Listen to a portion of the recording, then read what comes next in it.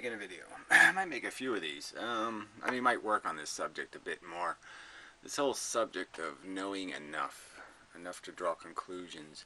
So it's sort of a follow-up to the Carrie McCarpet conversation, which, you know, was a good conversation, but the complexity of it is it's basically, you know, you're sort of obligated to go through a lot of truth or analysis kind of thing. You have to explain why, you know, the endless, almost seemingly endless stream of claims about possibilities that are made, and then you have to explain why each one of these claimed possibilities is not really a possibility.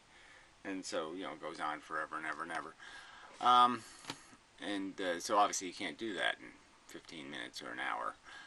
You know, it takes a lot more time to, you know, I hate to say it, do this re-education thing or this education thing. And it's sort of a parallel to the physics argument, because if I don't solve the two-slit, then they'll bring up, you know, quantum erasure, which somebody did in this video, or some other subject, and you're just, you know, it's just this endless obligation to debunk the misperceptions, the conclusions that you can, you know, dissect into bullshit. And just look, Hawthorne Day left a comment. It's kind of like well behaved. You interrupted lots and dominated and prevented equal allowance for reciprocal interpretations. Yeah, but the same old bullshit though. You know, who's making the qualified critique? Hawthorne Day. Your last video, I didn't even understand what side of the argument you were on. You were so incomprehensible.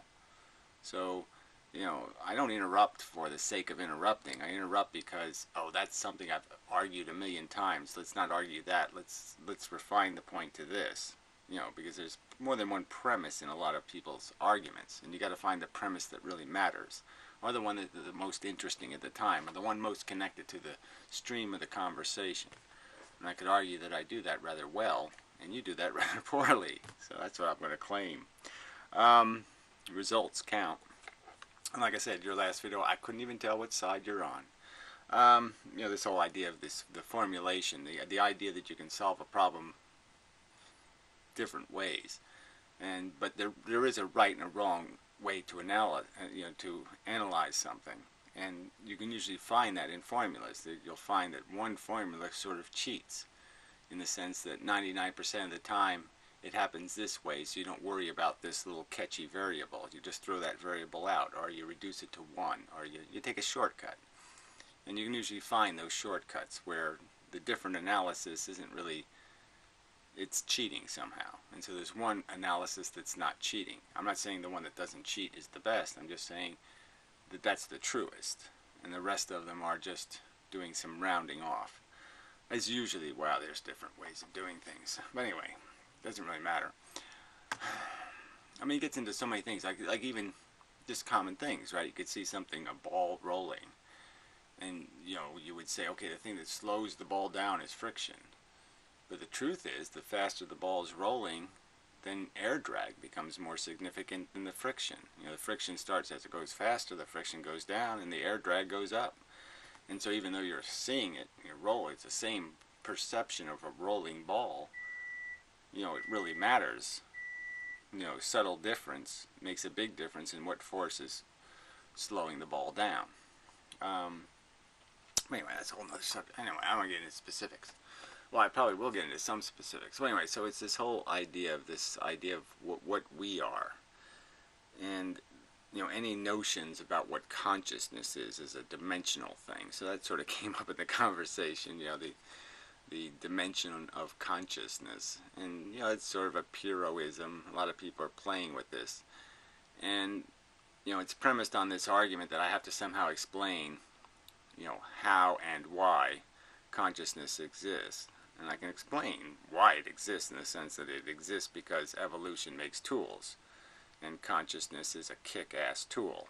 It makes us very clever, and it makes us capable of doing things that robotic organisms couldn't do. So it makes us very reactive, and it gives us the capacity to learn. You could say consciousness, without consciousness you probably can't learn. Without the you have to have sensation. You have to have the creation of the value mechanism to be able to endorse positive and negative behavior. So there has to be some system of endorsement, and the endorsement has to be perceived by the thing being taught as real. You're not going to be teaching anybody with synthetic rewards. If I say, if you jump over the hoop without catching fire, I'll give you a W. And if you and if you catch on fire, I'll give you let's think of a good letter, an O. So yes, you're going to say, well, who cares? I don't need a W and I don't need an O. It's not going to, it can't mean anything. So it has to be something real, not something, something too synthetic. The synthetic has to be made somehow real. Anyway, that's a whole nother subject. But I'm just saying, you can just go with evolution as a definition that closes the door to any perception of the universe having any other function except crap banging into crap. Crude forces. It's crude forces everywhere else in the universe, everywhere you look. Mechanical objects, mechanical theories of, the conservation of interaction. You could argue, if you don't like the conservation of energy, it's the conservation of interaction. Stuff goes in, stuff eventually will have to come out, kind of idea. I don't really need to get that out. Anyway, I guess I can. Well, anyway, sorry, I'm a little distracted. Something like that. Anyway, so where was I? Yeah, so it's a simple mechanism, and then our consciousness is clearly, it's just a tool. That's how it got here, as a tool. Now, the great thing is, sort of great, I would say, the good thing is, the benefit of it is that we acquired it in such a way that we were able to do this language thing and break free of just using it as a scheming tool. I mean, in nature, animals, mammals that have a thinking brain, they do think, and invent and do all that stuff, they're limited in what they can do with the tool. It's sort of a servant to their needs and their desires, because they can't understand the bigger picture they're involved in, because they don't have a language and they don't get educated in the mechanics of the real world, the details of their real world.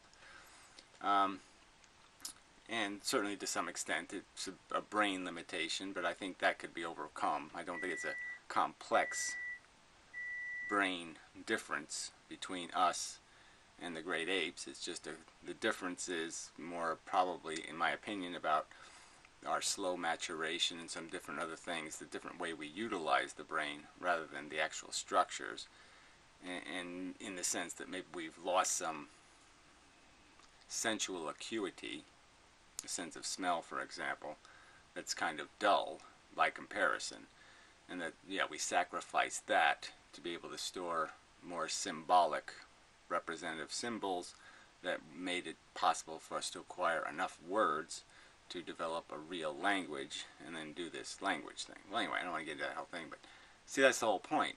To really explain it, to really understand evolution, you have to understand the 2-hour documentary on the fact that our brain was our brain when we were still really dumb 200,000 years ago. I could take a human brain 200,000 years ago, put that brain in grammar school today, and it'll perform probably as well as you.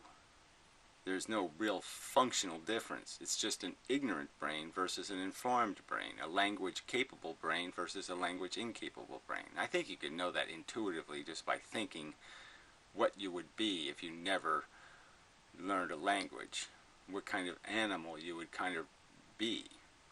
I mean, you can even use the Helen Keller example. I mean, all she was a very, she was even a poorly behaved dog until she acquired language, and it turned her into a human being. And that's just the truth of it. We're nothing without language. We're dogs. And it's just the truth. And there's nothing magical about dogs, and there's nothing magical about tree sloths. When they die, they die. Their brain turns to shit. They're dead. They don't go to heaven. Their consciousness doesn't arise and float around in the ether and then drop into something. I mean, there's no nothing going on here. There's no magical, mystical crapola. Your understanding is an arrangement, like chess pieces on a chessboard, except it's a really big chessboard. And it's just the arrangement of the pieces. Your brain is a collection of on and off bits, space occupied, space not occupied. And once the board tips over, once the board is gone, the arrangement is gone. You don't exist anymore. And that happens, you can see it happen to people. They have incidences of crisis. It kills a part of their brain, and it kills a part of them. And part of them dies with it. The memories, it's gone. It's not coming back. It's erased. We're erased when we're dead. So I mean, these are all conversations you can have. Like you could go through the elaborate process of explaining in detail that this is what happens when you go brain dead, and this is the biological process, and this is how the cells retract, and the neurons, the synapses break, and there's no longer any possibility of regaining them. You can shoot as much electricity through them as you want. You'll never make that memory again because the cells necessary to its creation are dead, and it's not coming back. And that's why our brain has so many of these stupid things in it. Is that's our complexity. We're storing a lot of information. A lot of stories are in our head. But there is sort of a limited number. You can sort of see that, that you are, you're big consciously, but you're not infinitely large. There's a limit to how much crap you can sort of feel your brain do it. You can sort of feel the new stuff come in, and you can sort of feel some old stuff going out. Anyway, cat. This place is a mess. Anyway, I am just thoroughly out of control lately. Lately, the last 5 or 6 or 7 years. I guess YouTube does that to you somehow. Anyway, well, I was already out of control, don't get me wrong. YouTube only helped drive the train off the track. But I wasn't going, the track wasn't going anywhere. So it's kind of good I got driven off of it. It's just bumpy. When you take a train and put it on the regular ground, it's kind of a bumpy ride. Metaphor, such. Anyway,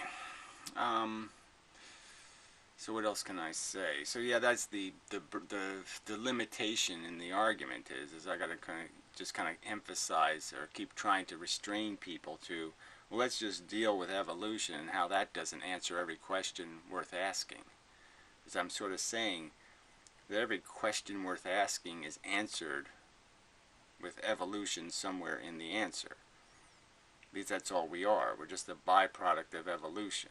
We're just a reflexive biological machine.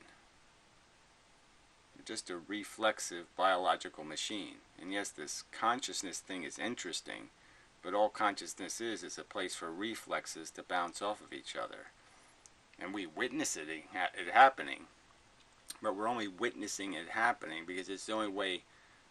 It's not the only way, just like formulas can get to something in different ways. This is the way biology did it. The way biology did it was to create this fake reality inside our head and now interject something that didn't exist in the real world, which was good and bad.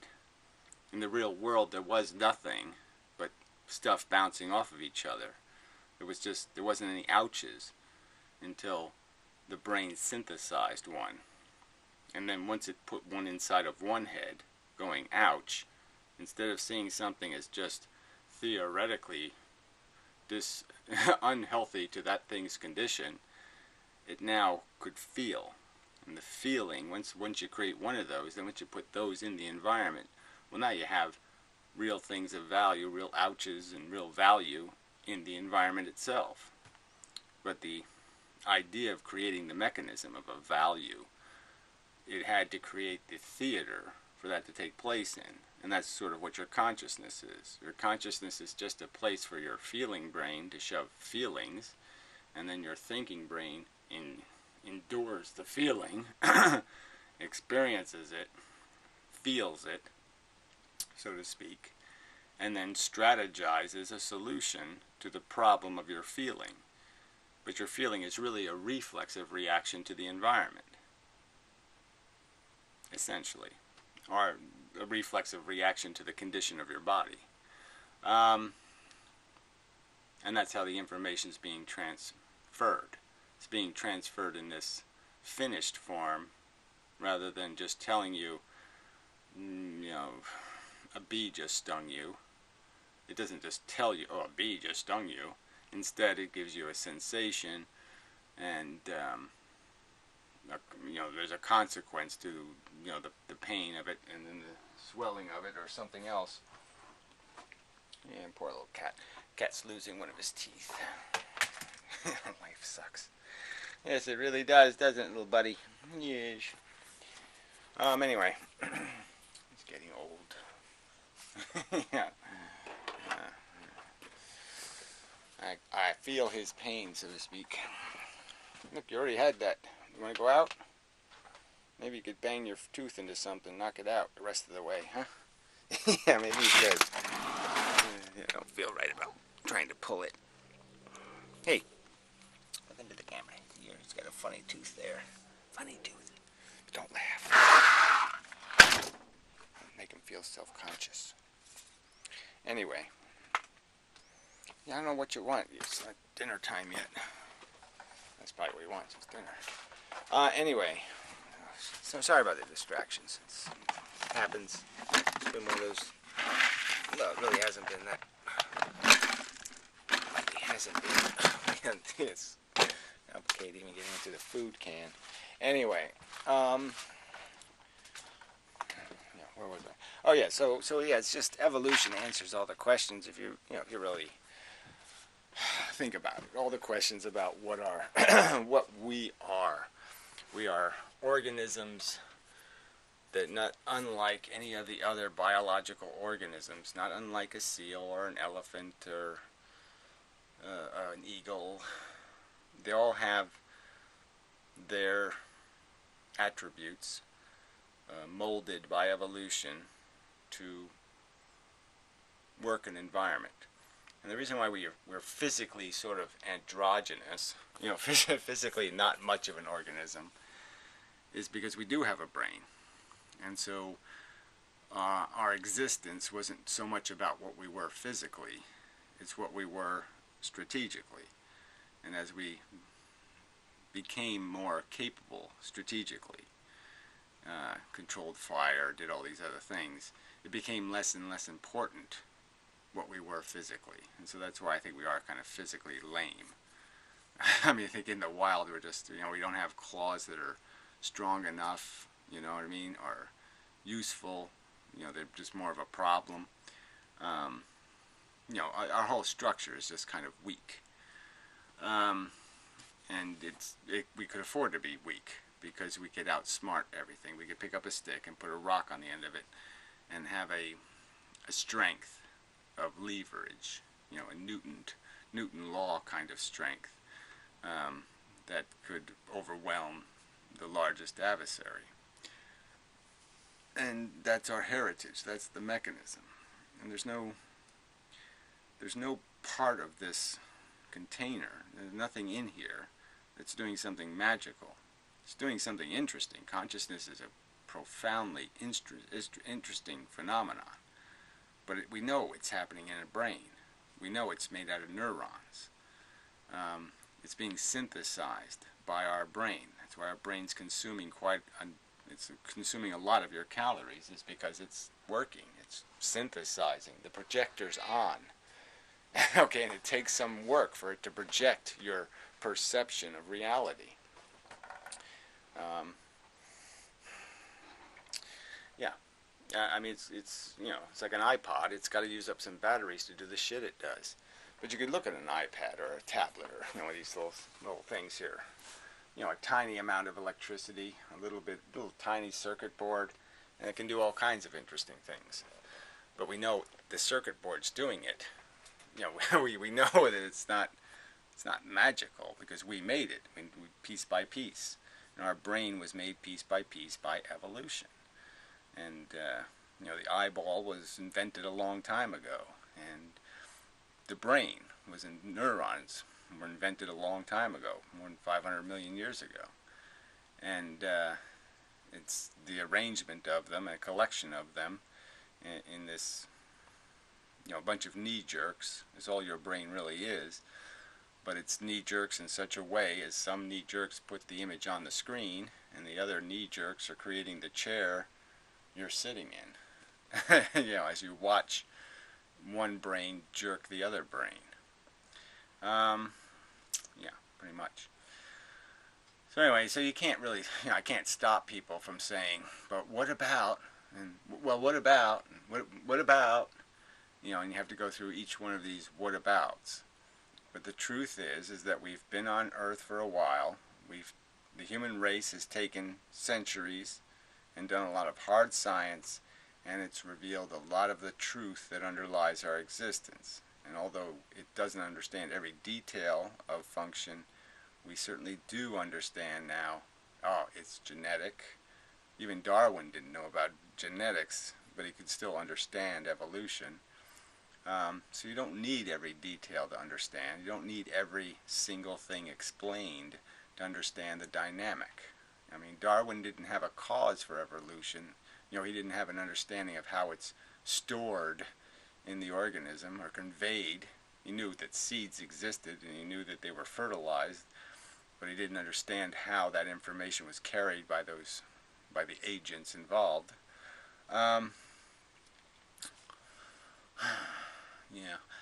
So I guess there's no real solution. I'm just saying that, I guess it's just sort of a tedious process to have to go through all these things and say, well, yeah, like even somebody could bring up astrology, as happened in the video, and but you find out that the root of it is, okay, you're conceding gravity, but there's no astrology from the stars, just as there's no astrology from the clouds. That's just wishful thinking. That's just people projecting their hopes and wishes onto the clouds, and nothing more. People want a better truth, a more elaborate storyline than, basically, I kick you in the nuts, you kick me in the nuts, then we die. I mean, they want a better story than that. They want something more, that isn't all for naught. That it isn't all evaporated by the universe entirely. Every bit of evidence of it. The David someday will be crushed by the universe. It'll be burned to a cinder and broken to pieces. It'll all become rubble and disappear. And yes, there's adventure in the getting there. I don't even know how to metaphor this. And there's some.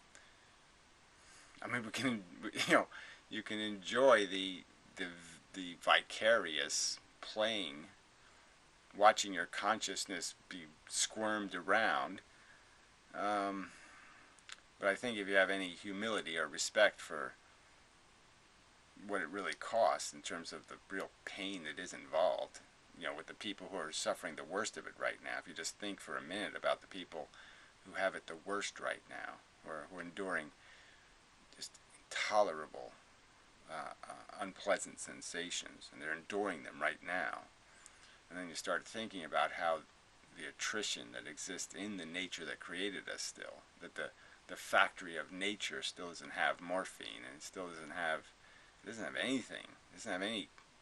There's very few comforts, no soft cushions, no quiet places to lie down, so to speak. No quiet or peaceful death. The pests will start eating you before you're dead. The worms will almost literally come out of the soil to grab a bite of you before you hit the ground. If you have any appreciation for that, then this isn't enough of a game. This is just just plain gladiator war. Again, it's a war. It's a war with your ambition. It's a war with your ego. It's a war with your notion of perseverance and, winning, and your inability to accept a graceful, sensible defeat. And yeah, it just isn't in our nature to do that. Ironically, I don't see it as defeat to accept there wasn't a game to play in the first place.